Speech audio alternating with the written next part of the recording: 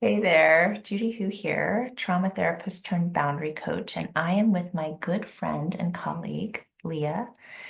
And I we're starting this because it's a little bit of a dumpster fire right now, Mhm. and we're offering this as a gift of a way to frame everything, right? So for me, when I feel like I am really lost, having a map to understand, oh, this is the general direction of where I am lost and where I want to go. And so having that context or that frame is really helpful.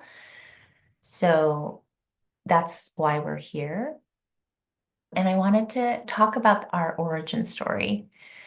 So I think it was 2009. Is That sounds right. Okay. Yep. I was working at an organization, an outpatient clinic in Cambridge, and the specialty at the clinic was working with complex blended families. So families formed through adoption and foster care. And it was incredible work and a lot of work around core wounding and trauma, right? So, what do I mean by that? Adoption is based on loss. And so we had wonderful training around the implications of what happens when families start that way. So I had the blessing of being Leah's intern trainer. Mhm. But what I love about these cycles is after I left that organization, because I completely burned out, it was at one point, it was literally the choice of do I live or do I sacrifice myself to the Mm. agency? I think a lot of mental health counselors can relate to this, Mhm. or helping professions can relate to this utter burnout. Yeah. And I think in the last few years, 2 years maybe, Leah and I reconnected. We've always been in touch, but I had reached out to Leah particularly for, I wanted to know a little bit more about the work that you were doing because there was a resonance around ketamine therapy. Mm. So teacher turned student is now how I sit with Leah, where I'm learning so much from her experience with the work that she does. And together, I think we're emerging something, and I think it's really special. Do you want to talk a little bit about yourself? Sure. I always have a hard time with this part because I'm like, where do I even start? Because my professional world is just, yeah, I've just been engaged in a lot, which has been beautiful and wonderful, and also so mind-blowing that I've dabbled and dabbled in all of these worlds. So my background is in expressive arts therapies and mental health counseling. And then most recently, I have training in somatic work and IFS and ketamine-assisted psychotherapy, and then a cannabis model called psychedelic somatic interactional psychotherapy.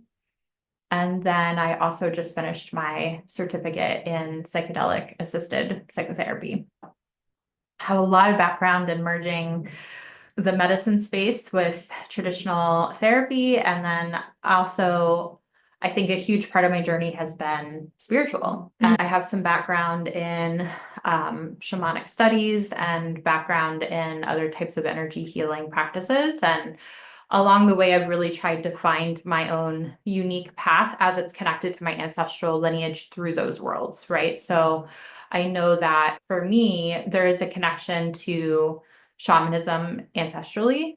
It's been a journey and understanding what I can claim and what is not mine to claim, and then where to honor other lineages that I have participated in. That also has widened my world in the decolonial colonial space, and even wider in thinking about ancestrally the concept of colonizer and colonized and persecutor and persecuted, which we'll talk a lot about today. And so I guess I just wanted to lay the foundation for all of that because I see ways in which all of this collides for people. I see it a lot in my practice. I saw it a lot in my work with Judy through ketamine-assisted psychotherapy. And yeah, and then I've been like diving full-fledged into another layer of my own ancestral healing work. Yeah. So that's where I'm at in a nutshell and who I am in a nutshell. And just really happy to be here with you today. Yeah. So where do we start? How are you feeling now that we just did this intro? Good. How's your body feel feeling? really grounded in that. Good. I usually start to panic with this sort of stuff. Why is that? There's just something about being literally on camera that never sits super well with me. But for some reason, I actually feel very grounded in that today. So yeah, we'll see how I do later. But yeah. So Leah and I were talking a while about, do we start a podcast or what are we doing? So we're just testing this out because I don't know about you, Leah, like so much is coming in from the collective energetic field, like historical stuff. Like the stuff that's coming out in my groups and with my individual clients are quote unquote crazy. Like you can't make up what's coming up and how it all fits together. And I really was called to do this just unpacking and processing of what we've been doing together because I really think it would help other people because something I say every day to myself and to my clients I work with, nothing wrong with you, nothing wrong with them. What's the data telling us? So it's, I'm not crazy. You're not crazy. What's happening between us, basically. Yeah. Would you like to talk a little bit about like last week or where we've been with your journey or how do we do this? Yeah, sure. So when I came over, I've been sitting with a lot of rage. The political context is the administration had recently said, we're going to pause all the federal funding. And my mind immediately went to starvation because that's where my ancestral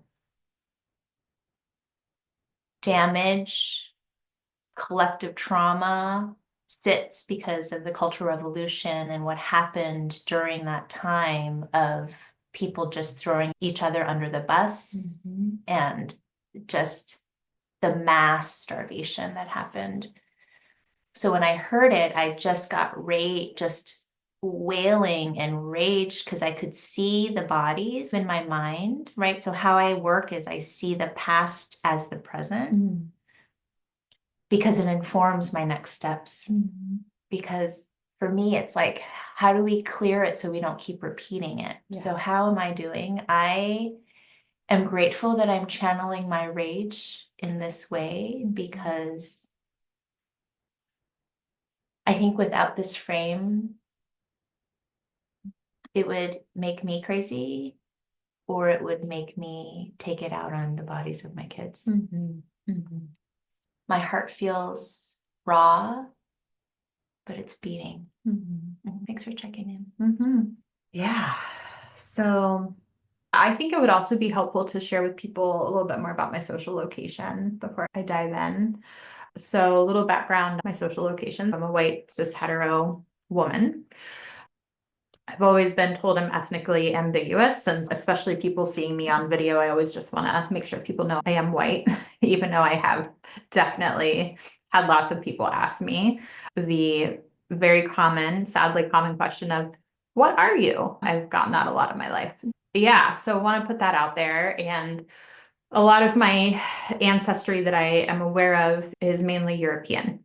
My grandmother, my great-grandmother and grandfather immigrated to the US on my mom's side, maternal side from Germany. And my dad's grandparents also immigrated from Germany. Story-wise, I've always been told I have a lot of German heritage, which makes sense. But when you follow the lines back, a lot of my ancestors came from England, Ireland, Scotland, and then Scandinavia, and then slowly made their way to the US.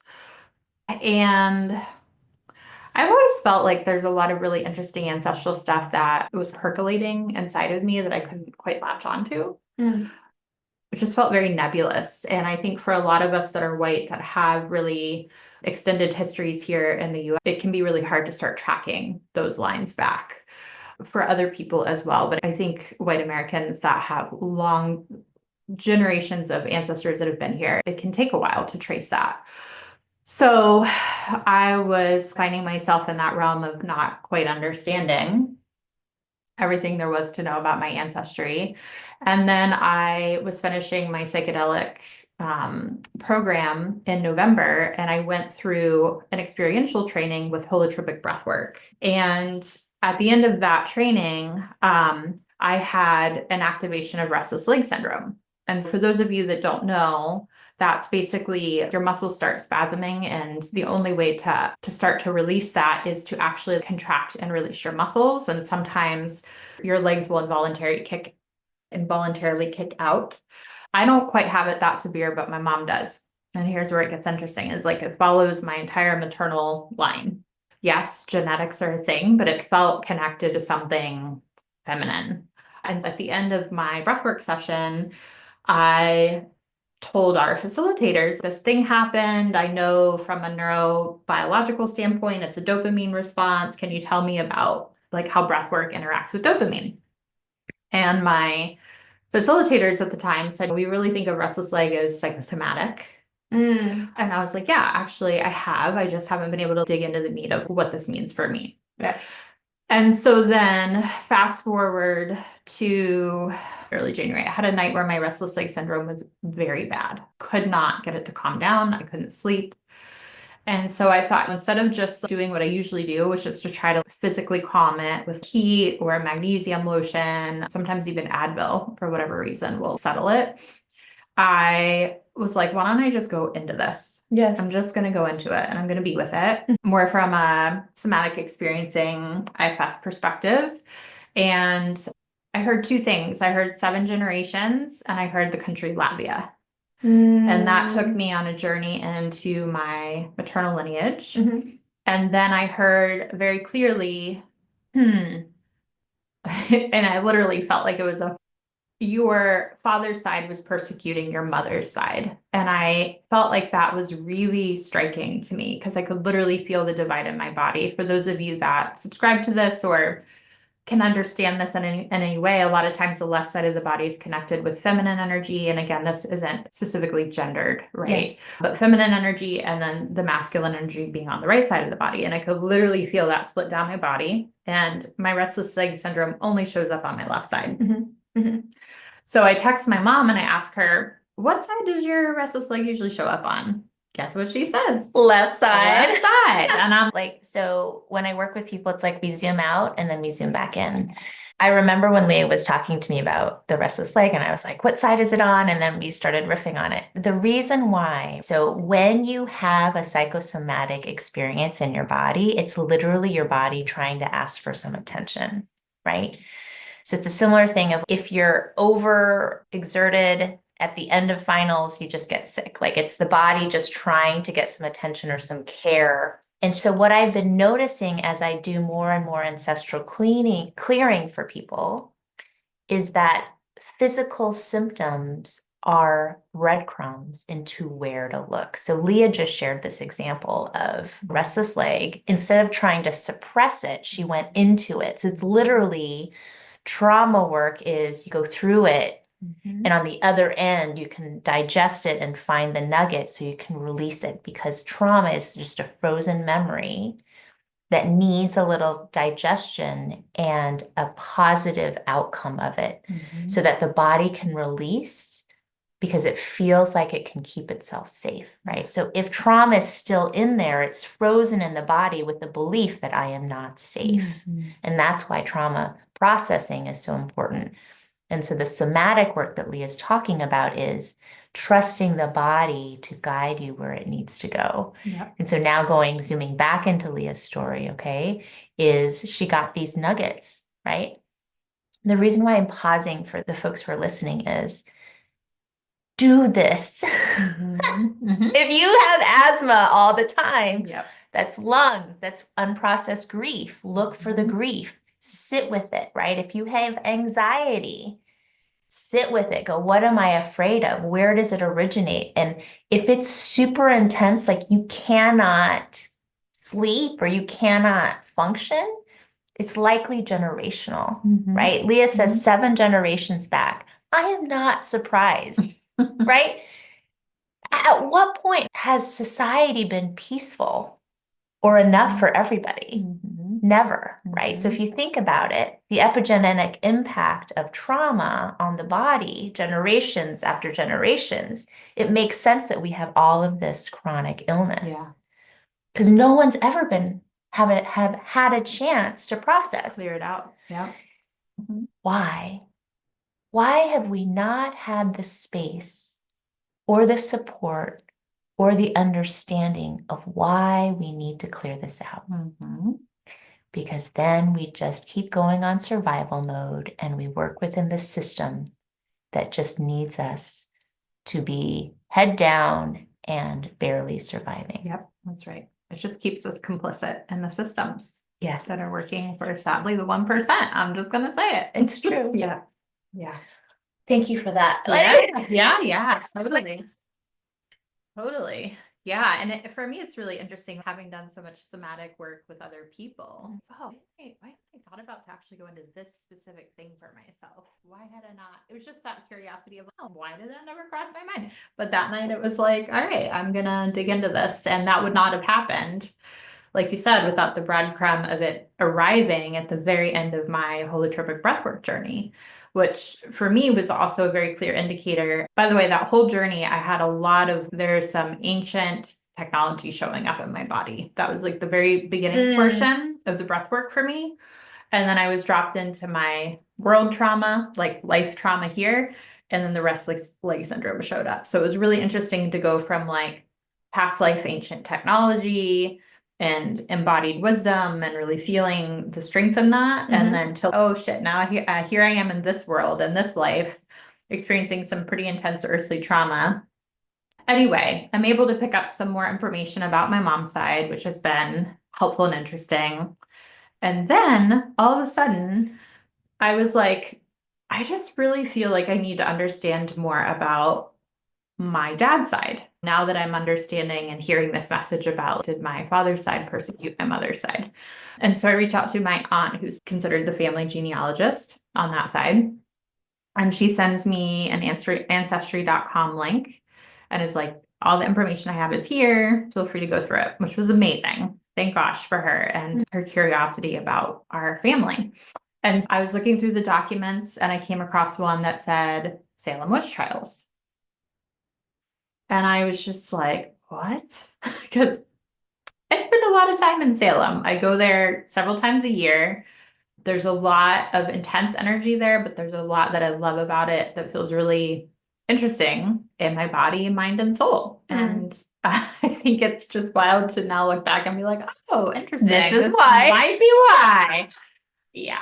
Long story short, I find out that I have an ancestor on my dad's side that was one of the 4 men that had actually accused 2 of the women, Martha Corey and Rebecca Nurse, during the Salem witch trials. And both of them were killed. They were both hung on Gallows Hill in Salem.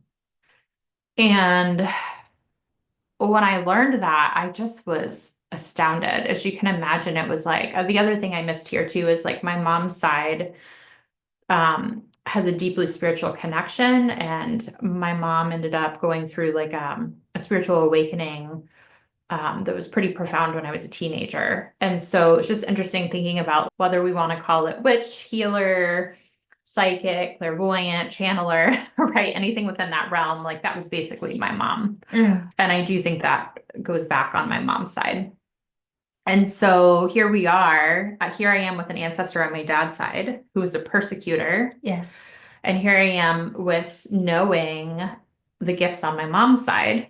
And then also thinking about just the wounding of those of us that have been really called into spiritual realms and felt oppressed. Yes.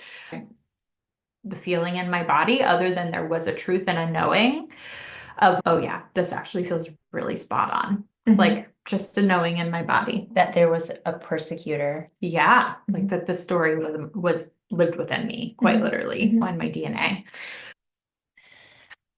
So this experience is actually much more common than we realize, right? So when I start with someone, I always get their DNA or their genogram. So it's a map of their family. And then I ask where people are from, literally their land story, because land has memory.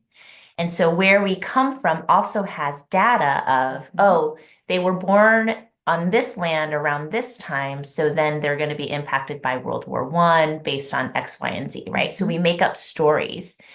And the reason why we make up stories is we don't know for sure, but our body always knows. Yes. So you said something, Leah, that was so beautiful. It just resonated as truth, right? Yeah.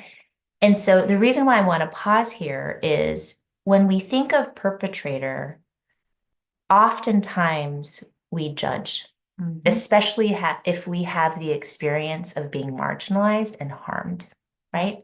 This is one of the main reasons why it is so hard for the United States to process the truth of the matter of what happened on this land, Turtle Island, because there is a resistance to acknowledging that there was perpetration, there was oppression, there was genocide. Yes. When we cannot admit the truth because we drop into shame, we cannot heal it. And so the reason why I want to pause here and just name it is the basis of my work is everyone's equal, regardless of the behavior, regardless of the action and the impact of how many people died, right?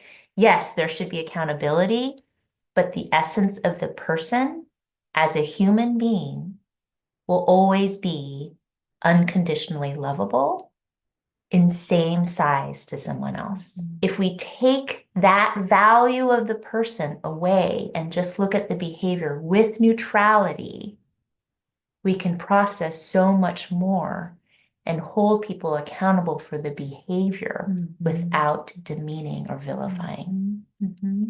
So, Leah, when you told me about it, I remember the intensity on your face, because I also know how called you are and have been to social justice work. You did a lot of my educating of, oh, go there. And I did a lot of my decolonizing because of the work that you've been doing.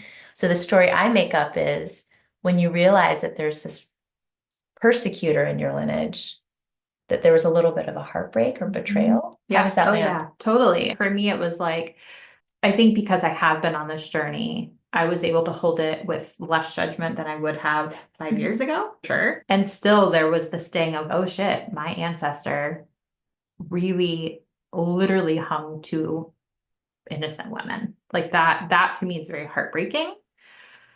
If I just sit with that portion, right? Like how horrific that all of these people in Salem were murdered for essentially coming back to the land, and we can say more about this later, is basically because of land disputes and town rivalry and confusion. There was a ton of confusion. And yeah, of course, there was that sting of, And also, I think at this point in my own journey, I was able to not hold quite as much judgment, but it was still there, of course, especially when you don't know the full story. Right. And here's where things start to get really interesting with my ancestor. So his name was Henry Keeney, and he was born in England. And his parents, when he was young, actually fled England with him to Holland because of religious persecution. So at that time in England, my understanding is that there was a need to conform to being Protestant, otherwise your life was threatened. So very specific religious genocide happening there, essentially. And so they fled to Holland, and then he came over with an apprentice at the age of 12. So one of the things that indicates to me is his family was not well off if he was coming over at the age of 12 as an apprentice. We don't know what he was apprenticing for, but later on records indicate that he was a farmer. There's a lot about planting, so I assume farming. And so here you have a story about someone whose own family fled religious persecution and then becomes the persecutor themselves. And this is the message I keep getting over and over again, whether it is from my spiritual guides, from my ancestors, is we need to be really looking at our shadows. Where can all of us become persecutor and persecuted? Yes. Where does our DNA hold those signatures of both being persecuted and persecutor? Yes. And how do we rectify that? How do we work with that energy? And then knowing the land also holds that, back to Judy's point. I've been really also researching a lot and trying to understand more about ley lines. And here in the US, really the reference is energy, earth energy lines. I think ley lines are supposed to be more like origin is in the UK. And so bringing the phrase ley lines over here is very frustrating to them. So Interesting. I think a lot of people understand earth energy as ley lines, but I also want to be specific. That feels almost like like we think of closed practices, almost like a closed practice to the UK. And here they're earth energy lines. Or that's the way they've been referenced. Salem is a hotbed for earth energy. Oh, can I just, Yeah. so how Leah explained it to me and it lands is, so earth energy lines or ley lines is if the planet Earth were a body and you have meridians, right? So ancient Eastern medicine is there's meridian lines for energy within the body, right? And it's the same on the land or in the earth. And so again, how do we look at everything as though it were just a layer, right?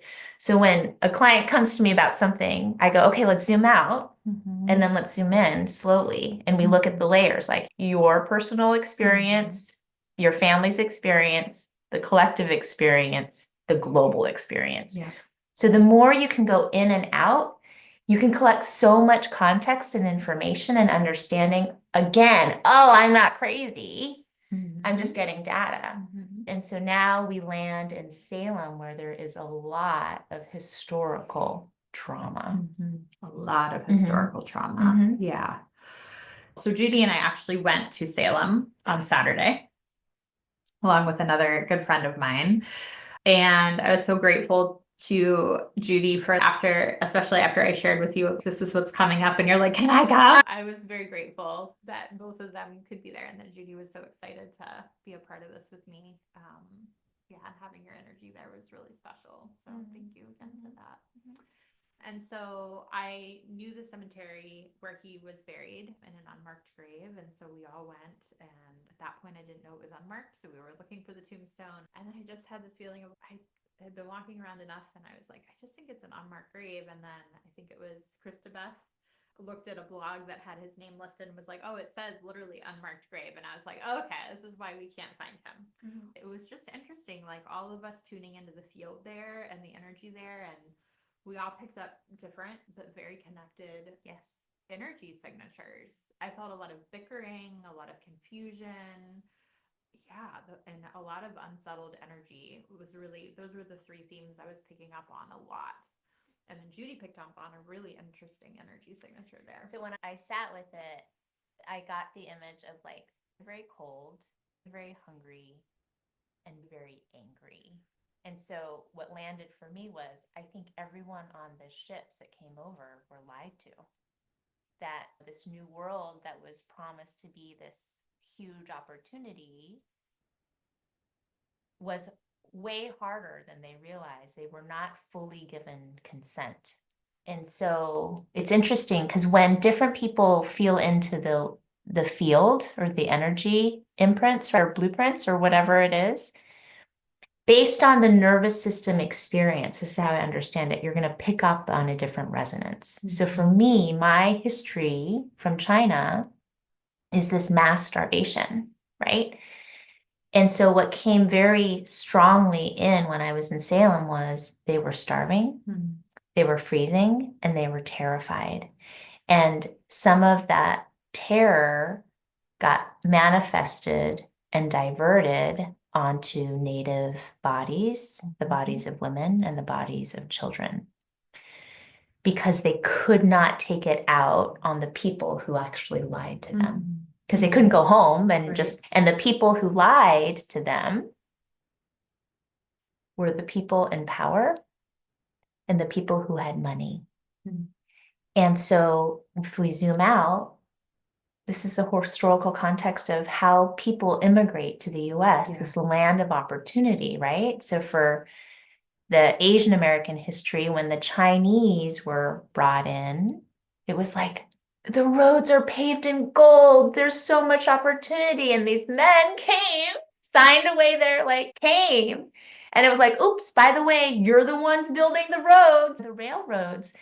And so it was like, oh, this is an echo of the past over and over again, where those in power who are going to benefit the most from these lies keep tricking us. And we keep believing them. Yeah. And so again, it was like, oh, this context lands so squarely in the context of the world right now, the politics right now, right? There was a lot of lying, and we're seeing now the consequence. Yeah. Right? Yeah. That certain people who are in power have lied, and now the fear and the anger is getting displaced onto the wrong bodies yet again. Yeah. And I think that actually is where the more raw emotion lands for me is, wow, my story, like literally the story that lives in my DNA is the micro of the macro. I think I'm saying that, those two I know what you around. mean. But I just was like, wow, that's really striking. What are the chances that the story would show up in my life when literally this is center stage on the world right now? Yes. Oof. And so I think Judy and I are both like, how can we keep this from happening? That's the bottom line. How can we stop history from repeating itself in the ways that have been so harmful? And one of the ways for me that we worked with when we went to Salem was like doing a lot of connection work with his energy of, okay, I understand now more what happened here and why you felt like you had to do what you had to do to survive, essentially. And I don't accept that behavior, but I can have empathy for where you are coming from and for your story and hold you in that. I think that was a really powerful moment for me.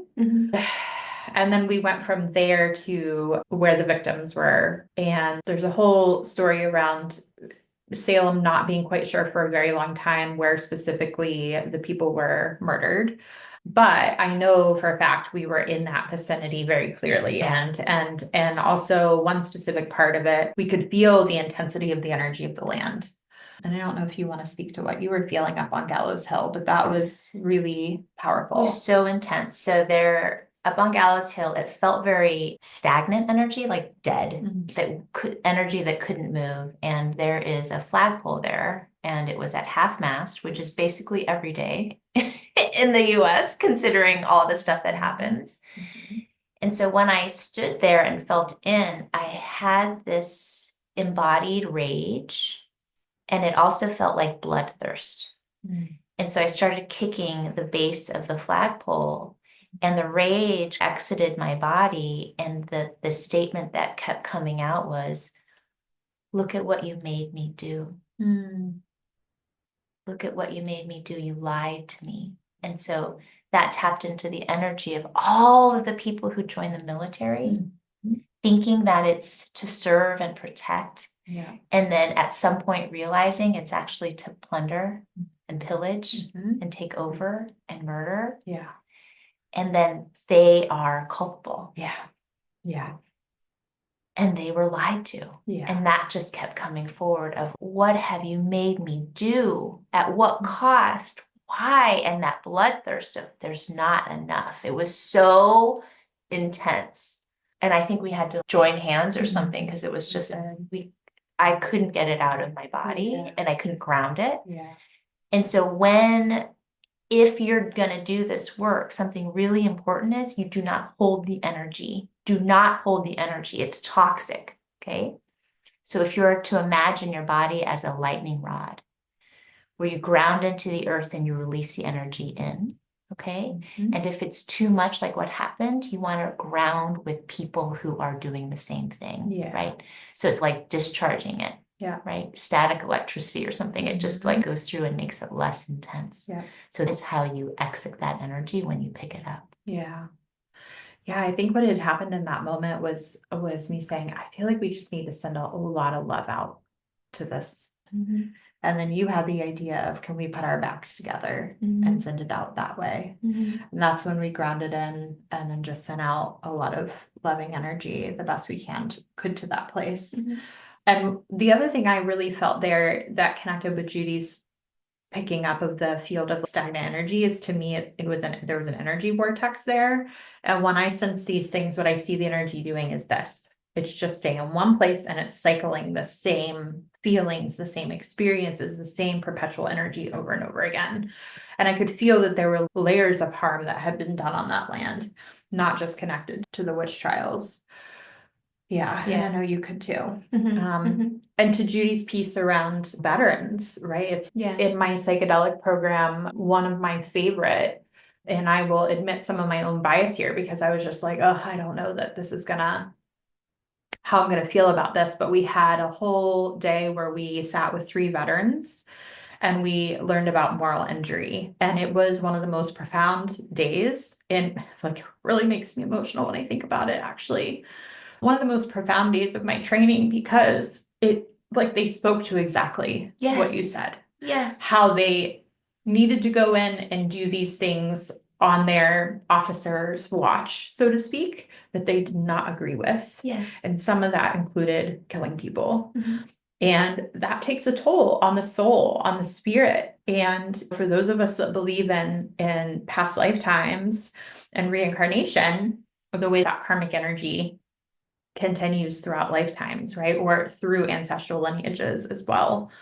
Yeah. And I later learned that on that specific park, they don't think that's actually where the women were, or the people, I should say, because there were some men that were killed in the Salem witch trials also, but where the people were killed, we could still feel the layers of harmful energy there. And I later learned that some people have gone up there and taken their lives as well, which also speaks to that vortex of energy and the stagnant energy there.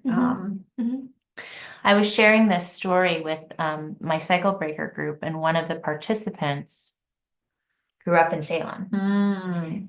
And when I described the bickering, she was like, or they were like, oh my God, that lands so much, because there was so much bickering, constant bickering. And one of the questions was, do you think the bickering happened because of what happened on the land, or like which came first, basically? And I'm curious how it lands for you. I was like, I think it's both. When you go somewhere and you're like, I'm called to be here, and it just resonates or something. I think that is part of the charge too, of if we are living on a land that has this much destruction, we're going to be able to feel it. Like it's going to call us maybe to be destructive. And there might be some energetic familiarity ancestrally that calls us to that place too. Yeah. So I think it was both. Yeah. What's your thought? Yeah, I think it can be either or both, depending on the person and their experiences, for sure. Yeah. Yeah. And I definitely have felt that part of my own medicine journey experience has been that I'm dropped in these energy vortexes. And so that's been really interesting. Like, why do those keep showing up in my journeys? Yes. And ones that I never even understood until recently. I remember maybe my 5th ketamine journey, I was dropped into the Great Wall of China. And I was like, why am I on the Great Wall of China? Hadn't watched anything, hadn't read anything. And I remember my facilitator at the time, we were giggling about it. You're in the Great Wall of China? And I'm like, yeah, they're hot air balloons. And come to find out, they actually do hot air balloon rides over the Great Wall of China. And it's also a deadly earthline energy, because there are many bodies, sadly, that were buried or somehow put into the walls of the Great Wall of China, because sadly a lot of people died in the creation process of the Great Wall of China. And it's just been interesting to see how I keep getting called into these vortexes of energy. And I do think for me it's an ancestral and potentially past lifetime connection. Yeah. Yeah, I agree. I completely agree. Because why else would that be showing up for me? But then I'm in these. Salem was a vortex. And it's interesting too, because one of the ketamine journeys that I was on that Leah assisted me with dropped me in a past life that explained why I'm in Boston area and having a experience as an Indigenous person, and so informing why I feel this intense call for social justice. to try to alchemize the harm that has happened energetically in my lineage. Yeah. And so something that came forward very strongly when I was in Salem with you was when I was feeling into that cold, starving, and bickering energy, it was also this empathy of, I don't know what I would do if I was starving and I had to choose between my family and someone else's, right? It gave me so much empathy for my mom, who I have a complicated relationship with. I actually don't know what I would do if I were in her shoes. And so that kind of softened my heart, again, reminding me like, I cannot judge. I can and I will hold accountable, right? Because to acknowledge this level of harm is part of the healing process. Like going to Gallows Hill and beaming that light out was, I honor your fates. I honor all of the lives that were lost here. And how I honor that and I hold that within my consciousness so we can alchemize it and metabolize it and hopefully bring in a better, in the sense of more peaceful, more authentic, more accountable life so that everyone can live. Yeah. There's enough for everyone right now. That's the part that's just so enraging to me, is that we keep fighting over something that should be a basic right. Absolutely. I totally agree. Yeah. So where are you sitting now that you've been back for? It's Mm. only been a few days. Been This a stuff few is days. so much. I know, it's been so much. I think now I'm like integrating what do I want to share with the rest of the world about this? And one is what we did there to honor the aspects of those dynamics and those people and the land. And, you know, we left offerings as well at each site that we went to. And we also went to the memorial that Salem had finally put up, where they believe that is their best guess now based on historical data. That's where the people were hung. So we left offerings there as well. And I just feel like that was really, all of that was really meaningful and rich in terms of the ritual. And like you, I love that you've been using the word alchemizing. So it felt, it was just a very alchemizing day, a very healing day in that way.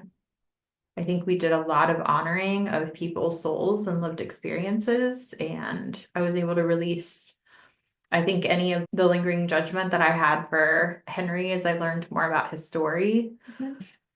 And now I'm back to the point of like, how do I not repeat that cycle? And that was one of the things I really sat in with him and his energy when I was present with him at the cemetery. And what I kept feeling was like, especially where there's so much fear, understandable fear happening here in the US right now. I think what's so tricky about fear is how much of a slippery slope it can be. And that in Salem, I think, is really such a prime example of that, right? There was so much fear about things being taken. So land, for instance, there was fear that there was actually witchcraft happening. Henry himself was having what he'd call amazing fits, which fit the description of people that were saying they were having seizures and believing that that was coming from witchcraft, from people in the village. And so the fear just kept perpetuating itself to the point where people were reacting and not. And that to me is like a huge lesson here also. Yes. Is recognizing the fear when it's there and understanding why it's present and valid, because 9 times out of 10, it's completely rational, right? It's just then about how do we recenter ourselves and look at what are the facts that are actually happening right now in this moment. Yes. Am I safe right now in this room, in this place? Right. With Judy, with my dog in the other room, with, right, grounding myself in the moment, recentering myself however I can do that. And I think everybody's got to find a unique practice for them. And then how do I now respond instead of react from that place? Because what happens when we are in reaction is we point fingers and we gossip and we blame, we rat people out, right? It's just like betray. It's one thing after another. And yeah, and we see that happening. We saw that happen with the Holocaust. People were often, and again, I am not blaming them, but there was often this sense of we need to give people up to save ourselves. Yes. And that is such a difficult place to be. Yes. That's a very extreme variation of this. But witch trials that was happening with the witch trials as well. Same thing in Palestine and the inability to be able to hold the truth without vilifying is what kept this going so much. Yeah. I couldn't have conversations with my friends and colleagues about what was happening in Gaza because it was this, but do you see why? And it's, yes, I see why. And this is happening right now. And the threat is not what you think it is, right? And something that came up in the group that just resonates right now is who benefits from paranoia, right?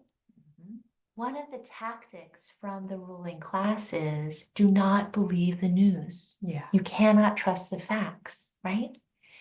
And so this like whispering or gossiping or bickering or blaming or throwing each other under the bus actually most benefits those in the 1%. So understanding if I have this rage and I'm about to take it out on this body, pause and go, nothing wrong with me, nothing wrong with them. What's the data telling me? I am feeling helpless right now. Why? Because federal funds are being frozen. Okay, who's doing that? And follow those breadcrumbs very carefully and mindfully and grounded. It will lead you to the truth. Yeah. But if you react too quickly, you're just going to throw the mess around and someone else is going to have to clean it up. So the more you clear out your own generational, your own ancestral legacies and burdens, the slower you can move, the more grounded you can be, the more capacity you can have for creative solutions rather than just attacking other people. Yeah. I think another part for me too is I have dedicated my life trying to convince people who don't want to see the truth. Yeah. And so now, just like I had empathy from what I picked up around, like I can't judge people for what they're doing. I can hold them accountable, but I can't judge and vilify, is the same thing. If there are people who don't want to see the truth, I'm going to stop wasting my time. I'm going to just keep doing my work, not pause it on anything. I'm going to continue living in joy and in abundance. And I'm going to naturally attract those who are ready to do that work and who understand it.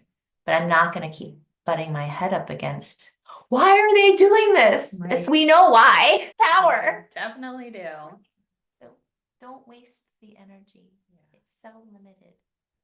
And I'll give you a really specific example of that popped up this week. As I'm sure so many people are feeling, things are just absolutely on fire and everything feels urgent because a lot of it is. And so I've been getting a lot of texts from people in my life. I need help processing this. How do I respond to this? What can I do? Can you believe this person said this thing? What do I do? A lot of that because we're all so activated right now and coming from that place of reaction. And I saw a post where someone had said they were really scared and really wanted support. And sadly, some people were like, there's absolutely nothing to be afraid of. And it's ridiculous that anybody would be fearing this, and just very dismissive. And in that moment, it's so easy to just want to go to the person that said that and be like, you don't get it. Like, you don't freaking get it. And I'll be very clear. I think there is a time and a place for that. I do. And that was a reaction on my part to someone that was doubling down and probably never going to understand what I was trying to explain to them. And then I realized, oh, things feel a lot more clear when I just respond to the person that posted.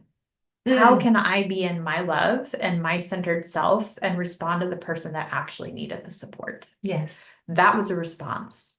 I don't need to go here, right? Let my response be a model for other people that may be hopefully even slightly curious about responding differently, or have a little bit more of an open heart that can take this in, right? How can I model while still supporting the person that needed it, not responding in a reactive way to this person that was probably not going to get it? So that feels like a very clear example of what you're describing. And another way, what is my work to do? Yeah.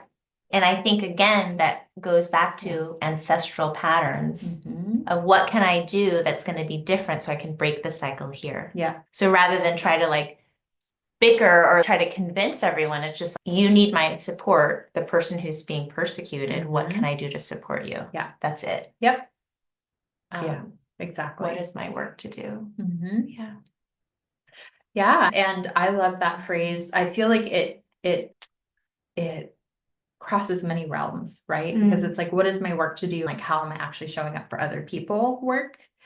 And then also, what is the work to do for me? Yes. For my own healing. Like, I had an experience earlier this week where I was dropped into some of my own trauma response, and it allowed me to see another layer of my healing that I am ready to step into. Without having had that reaction, I wouldn't have seen the other layer or had that experience. And I do feel like collectively, this is a year of the snake for the Chinese New Year and Lunar New Year. And it's the wood snake, right? Is there anything you want to say specifically about that energy? No, I don't know. I don't keep track of it. Okay. Do you have anything? So, I mean, I think snakes in general, and I have heard this about the wood snake also, but I'm always curious if there's more specificity to it based on culture. But snakes are always about shedding. They're always about transformation. And this is the year where we're really being asked to shed. We're really being asked to look at what is needing to be healed collectively, so we do not repeat this. Aquarius and now Pluto, for those of you that are, Pluto and Aquarius, for those of you that are astrologically oriented, as well as this week, just yesterday being the new moon in Aquarius, is also asking us to step into the greater good for humanity. So what's really interesting is we have all of these energies from different cultures and backgrounds supporting our collective liberation. Yes. While the patriarchy is trying to oppress all of it down. Yes. So to me, that is fascinating. And I feel like what's really cool is there is a universal energy supporting our process in this. And that's, you just can't make that up. It's just wild to me. Yes, and that's what makes it fun for me. Sometimes I used to be in a place of, oh my God, how much more healing do I need to do? Whereas now I'm like, oh, with this framing of all I need to do is follow the breadcrumbs. That's it. I'm going to clear out stuff as it comes, because if my life is meant to go in this direction and then there's an obstacle or something that's charging in me, I clear that one piece out and then I keep moving forward. So I don't keep staying in the old mired stuff. Yeah. I don't try to change anyone's mind. I just honor the truth and I keep moving forward. And so that's the frame of, if I know there's nothing wrong with me and there's nothing wrong with others, what is this data telling me? That's the small piece, right? And I can feel in my body the shedding. I love that image. And this growing capacity as I shed.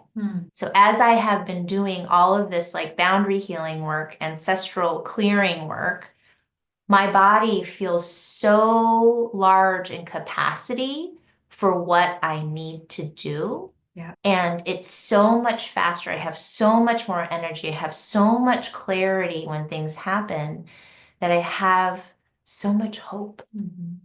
Sometimes I feel a little crazy about how much hope that I have, but I have so much hope that we have an opportunity at this moment to do it differently.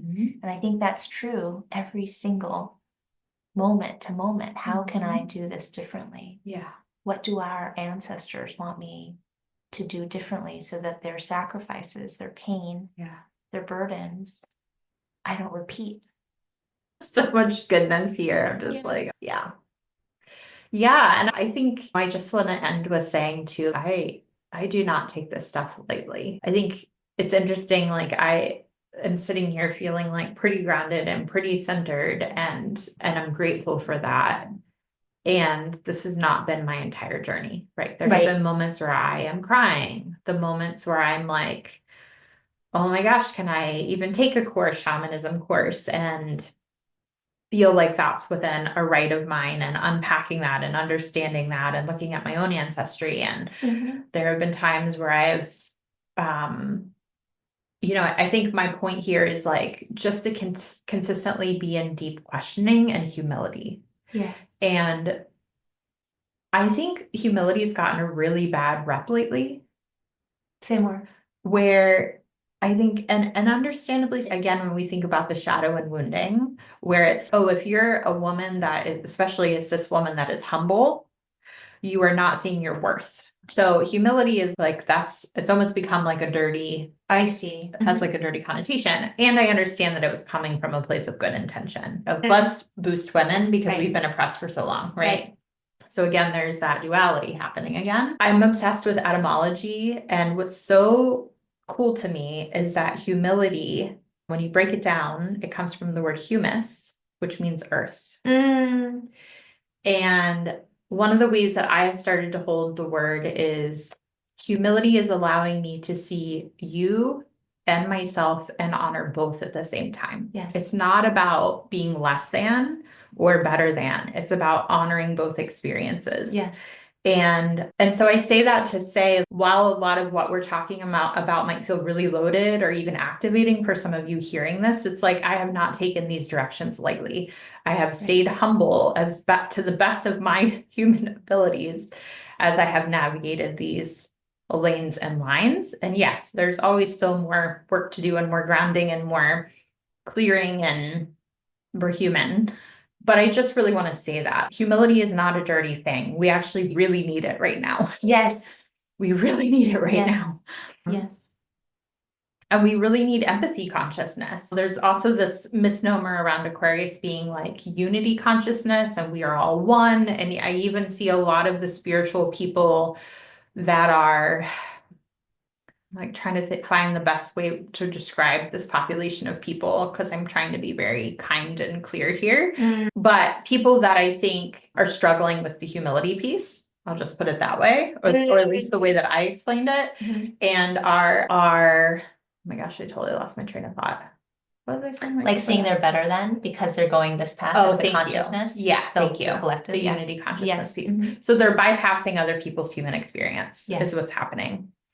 And so by doing that, they are not honoring the individual. And Aquarius is really about individuality, but the beauty of the purity of love in Aquarius, like when Aquarius is in its pure loving form, it's actually, how do we honor the differences in individuals within community? How does the community witness that and honor that? Right. And so it's not one or the other. Do you pick community? Do you pick individuality? Right. It's actually both. And it's also not, we are all one with color blindness, right? 100%. It's not, we are all one, and I'm not going to honor that you have differences than me. And so then I'm just going to ignore you and not support your strengths or your weaknesses or whatever. Right. Yeah. And it's back to that wisdom of there's diversity for a reason. Yes. Including different perspectives. Yes. And that was the big thing that I've been sitting with in other spaces that I hold guidance for, in the sense of so many liberals have been so angry. So angry. Oh my God, this X, Y, Z. They're so stupid, or this judgment. And I just sat there and I was, prior to this new administration, there was still violence happening. We were funding the genocides that were happening, right? Please don't point a finger without, again, holding ourselves accountable. Yeah. So back to that piece, I think it's really important of, I am no better than you. Or worse, same as. We are in this lived experience, sharing space together, right? Yeah. Including the animals that we should be respecting as well as equal to us, right? So when we center our as better than or less than, right, over the earth, we see the imbalance, right? So it's, again, how do we zoom out, get the larger picture, and then zoom back in and integrate it in our lives? Everything matters. There's value in the conflict, right? As long as we don't harm each other, we learn from each other, right? And respect that there can be differences. but I cannot control another human being's path Yeah. or their life because that is none of my business. Yeah. They have a right to exist and live just like me. Yeah. Yeah. And I think to your point too, Judy, we have bypassed the earth also. 100%. So we called to start healing the earth and these energy lines that hold trauma. One of the ways we started to do that, we explained to you in Salem, but a very simple way is to leave offerings. I often carry a little bag of herbs that have meaning for me, and that could be a whole other podcast or but hold meaning for me. And then I will leave some of those at those sites just to offer some love and some honor. And so they're like very simple ways that can take you a minute to do that aren't day-long ceremonies or rituals, as amazing as those are as well. My point is, I think sometimes we can bite off more than we can chew. And so just reminding you that like drops here and there, a minute here and there, a deep breath here and there, I think can take us much further than we give credit for a lot of the time. So I'm like, so here's a little drop and offering for you. Joining us in this conversation. Maybe Or- a puddle. Yeah, I know. You're not alone. Yeah. You're not alone. And you don't have to do it alone. And yeah, thanks for hanging out. Thanks for honoring my story and being along for the ride. And thank you to each of you that are listening, because I know you're here because you're feeling some call, some activation, some resonance. And I'm grateful for that, because that's what we need now. Yeah, Yeah. we need it. Yeah. We need you. Thank you. Take care.